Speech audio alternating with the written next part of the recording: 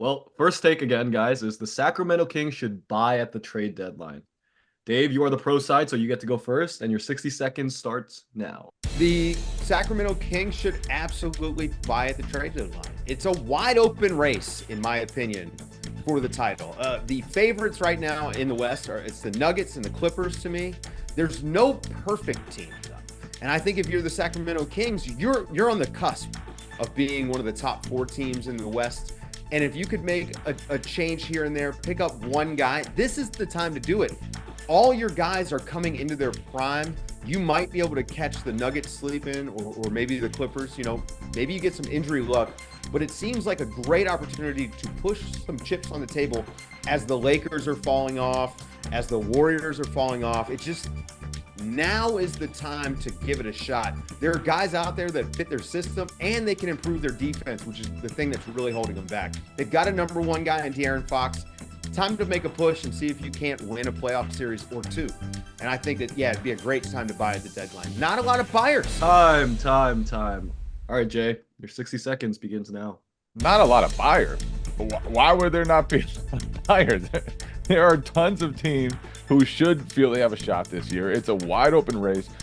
Both teams from both conferences should be lining up to try to get help. And really, there's not a lot of star power likely to be moved at the deadline.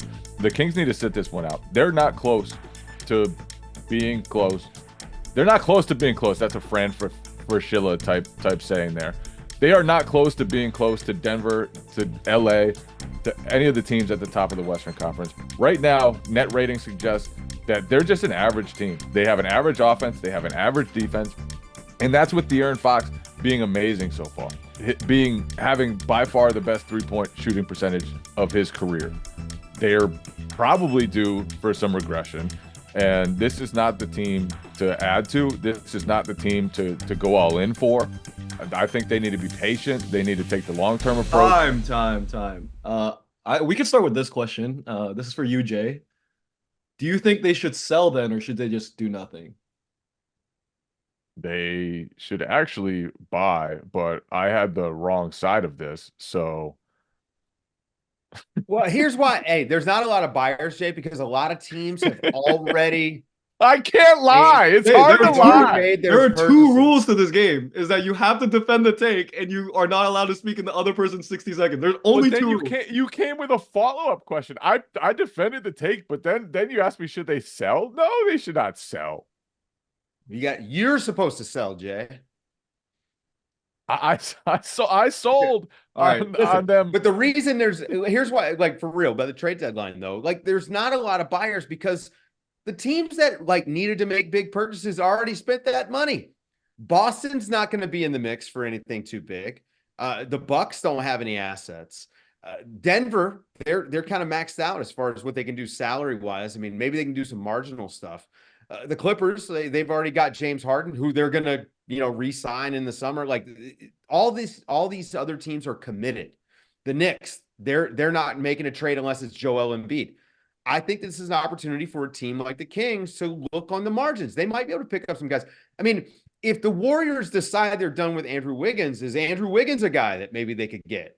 I just think that there are pieces that they could go and acquire that other teams can't. Part of that, they've got their assets, but also they're just below that sort of second tier of contenders, right? Like the teams, like we're talking about Minnesota right now, we're talking about Oklahoma City. They could be in that mix with a change or two. You said they're average at best at both things. Net rating, they're about league average. Yeah, perfect opportunity to improve because they have a guy who I think is a top 12 guy in De'Aaron Fox, who, we're talking future MVP candidate, De'Aaron Fox. And this is the time to push in, get those bigger playoff reps, try to make it to the second round of the playoffs. That would be huge for this franchise. So it's not just about can they win a title. I'm not a rings or bust guy, but winning, like, the next step for them is winning a playoff series. And I think you've got to try to make a change or two, get a guy or two this year and see if you can do it, because no other team out there is as poised to be able to improve at the deadline in the West as they are. They already missed out on the two targets that should have been at the top of their list, OG Anunoby and Pascal Siakam. Those would have been perfect fits with the size to defend, with the skill to help their offense, with just the ability to defend guys at a level that they haven't touched over the last couple of years since Mike Brown took over. They needed those guys. The other guys don't move me. Jeremy Grant, sorry, like he's not pushing them to the next level. Bogdan Bogdanovic, not pushing them to the next level. Kyle Kuzma, sorry, not good enough. Like to me, they should have pushed all their chips in to try to get one of those guys. They weren't able to do that. They saw each of them go to different places. And now it's time to take a step back, go a little slower, and make sure you don't screw anything up around De'Aaron Fox and Domantas Sabonis, who have been great since pairing up at the trade deadline a couple years ago. Dave, who is like the perfect fit for them that you would like to see them trade for? I mean, I think Jay's right that Pascal Siakam or OG Anunoby would be perfect, but it's a wing league, right? So those are two of the best guys that have moved lately. I think Dorian Finney-Smith would be great. If you really wanted to make a big trade, Mikal Bridges would be excellent out there next to De'Aaron Fox and playing with Domantas Sabonis. And, you know, teams are calling about him. I know all the news is out today. Like the Rockets really are interested in Mikal Bridges. A lot of teams should. Any of those sort of type guys, obviously Mikal Bridges being the highest, you know, the highest end piece that you could get like that. But Dorian Finney-Smith, I mean, they should just be making trades with the Brooklyn Nets is what it feels like, because I'm about to say Cam Johnson would be great out there playing with those guys. So, you know, there is an archetype that I think they need, and they certainly could use a very good big man. They just don't grow on trees. So I think that Dorian Finney-Smith, of the guys available, makes them better like right now, and is a marginal enough move that it doesn't preclude you from doing something else this summer and in the future. It doesn't tie you up too long, and he would make them better for this current run. Going back to Mikal Bridges real quick, if they were to trade for him and let's say they deplete their roster for it and you're stuck with him, Fox, and Sabonis, does that make them significantly better? Oh, I mean, I think it makes them better.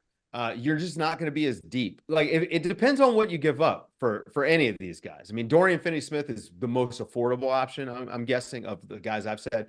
Mikal Bridges is going to cost you some assets. Now, I don't think Mikal Bridges is the number one guy, and so if he gets number one assets, that's a huge mistake. I mean, it's all about what they give up. It's not just go buy and pay later. They need to have like, these need to be good moves that they make. If they can't make any good moves, then definitely don't make any moves, right? Like, but the idea is there are good moves that they can make. They should be trying to make them. All right, well, yeah, go for it, Jay. If they do add, it needs to be incrementally, because their top two, in all honesty, is not good enough to compete for a championship. And I agree with that. And that's why, to me, they should sit this one out and add pieces around those guys later. Keep your flexibility. Make sure that you're able to capitalize when you are able to upgrade the top end talent at the top of your roster. Why are we talking championships about a team that hasn't won a playoff series? I don't. When was the last time they won? Again, it is about an incremental improvement. If they can just get better on the margins and come out of the first round, that's huge for the franchise, huge for the fan base. I mean, it's huge for their players. I think that this is just, and I know, Jay, you're not a rings or bust guy, which I actually love about you. Like you appreciate just being good for goodness sake. This is a chance for the Kings to be better than good for the sake of just being better than good, especially come playoff time. But this team is already good. They were the number 3 seed in the Western Conference last year, and weren't good enough to get out of the first round. Correct. But to me, I'm not making a move just to get out of the first round. I'm making a move with the long term in mind. And it doesn't have to be championship or bust. But to me, you've got one of the best young guards in basketball in De'Aaron Fox. You need to be smart about getting the pieces around him to thrive. And you do need the right pieces around him. He's gotten a lot better as a defender, but you need long guys, you need skill guys, and they just need higher level wings eventually. Those guys just aren't out there right now. No, but I agree with you that you do need to make a big, if you can do it, but you need to be making moves to get better in the short term and the long term.